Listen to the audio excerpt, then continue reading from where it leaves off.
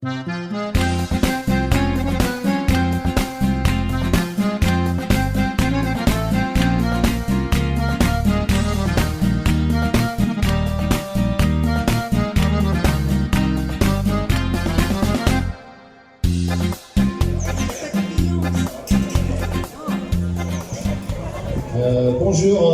à tous d'être venus à l'appel de l'intersyndicale de Bressuire pour manifester, pour dire notre colère contre ce que vient de faire le gouvernement et puis Macron avec le 49.3. Et donc on peut dire que les mobilisations, les manifestations qu'on a fait en France et notamment à Bressuire où près de 9 000, 10 000 personnes, des manifestants ont exprimé leur colère et donc quelque part on peut dire que c'est grâce à ça que Macron n'a pas pu passer sa loi par le vote.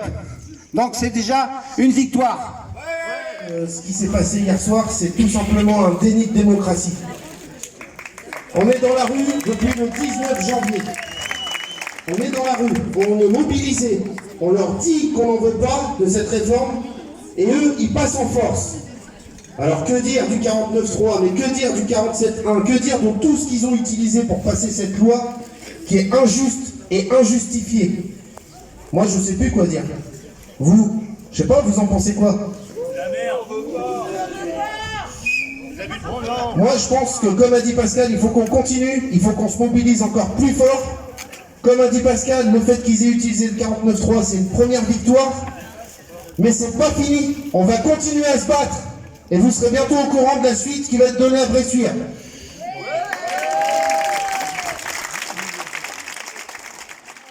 Même si Macron ne veut pas, nous on est là. Pour l'honneur des travailleurs et pour un monde meilleur. Même si Macron ne veut pas, nous on est là. 2000 €, c'est le minimum, et 60 ans, le maximum, pour une retraite bien méritée, dans le public et le privé. 2000 €, c'est le minimum, et 60 ans, le maximum.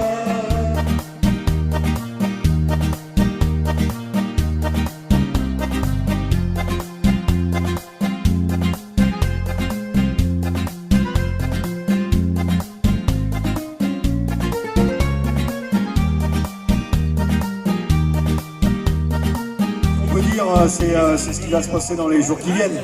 C'est-à-dire qu'on va avoir déjà une première étape jeudi.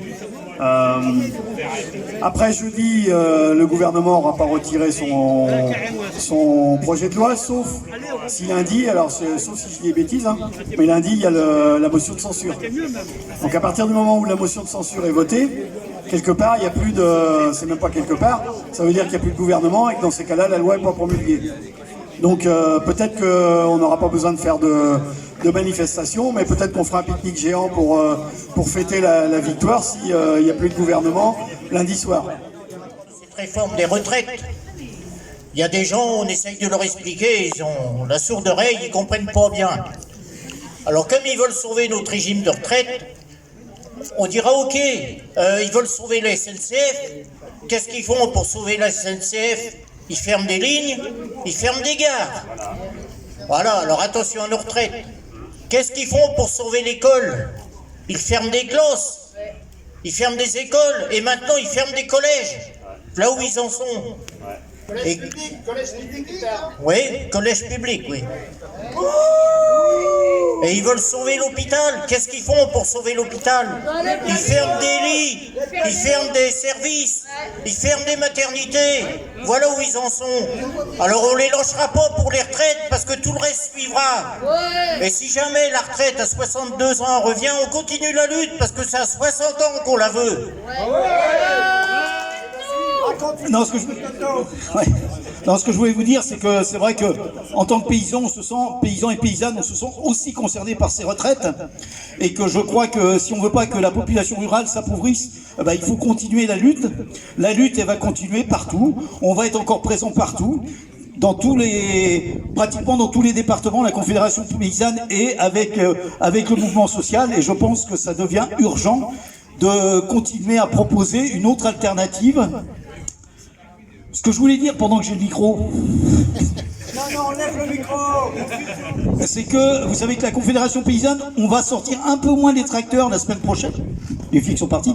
On va sortir un peu moins les tracteurs la semaine prochaine, mais par contre, on vous appelle tous à vous mobiliser, parce que la semaine prochaine, il y a un enjeu essentiel. C'est l'enjeu sur l'eau et sur les bassines.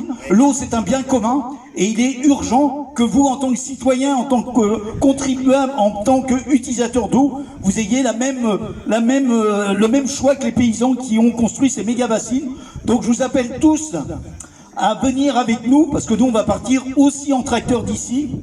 Et on va tous aller donc sur Melle et sur Sainte-Soline et sur Mosée-sur-le-Mignon. Donc je pense que on compte sur vous parce qu'il va falloir mobiliser.